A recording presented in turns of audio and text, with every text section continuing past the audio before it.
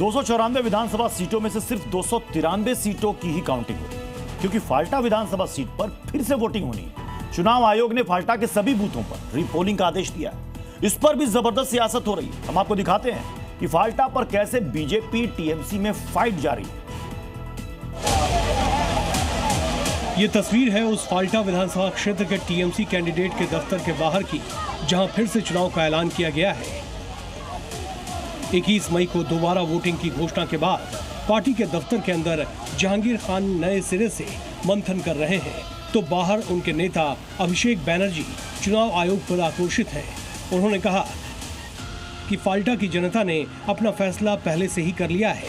भले ही 50,000 केंद्रीय बल के जवान तैनात कीजिए, हर पोलिंग बूथ के बाहर बख्तरबंद गाड़ियां खड़ी कर दीजिए, आपके पास जितने सिंघम हैं सबको जहाज से बुला लीजिए, आप ये सब कर लीजिए। हम जोर देकर कह रहे हैं, क्योंकि आखिर में फाल्टा की जनता का फैसला ही होगा।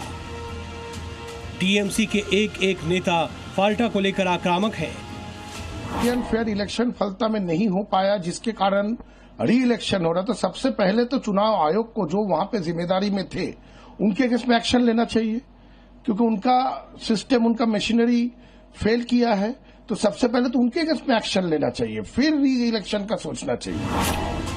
29 अप्रैल को दूसरे चरण में फाल्टा में वोटिंग हुई थी। वोटिंग के दौरान मतदाताओं को डराने मतदान केंद्रों के भीतर अनधिकृत लोगों की मौजूदगी और संभावित छेड़छाड़ के आरोप लगे थे। यही कारण है कि चुनाव आयोग ने वहां फिर से वोटिंग कराने का फैसला लिया। टीएमसी साजिश बता रही है तो बीजेपी कह रही है कि इस बार फाल्टा में हर्बल डायमंड मॉडल नहीं चलेगा।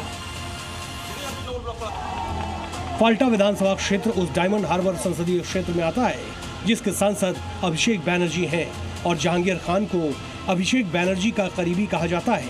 यही कारण है कि टीएमसी नेता वहां फिर से हो रही वोटिंग को लेकर सवाल उठा रहे हैं, जबकि बीजेपी के नेता निष्पक्षता के नाम पर रीपोलिंग की बात कर रहे हैं।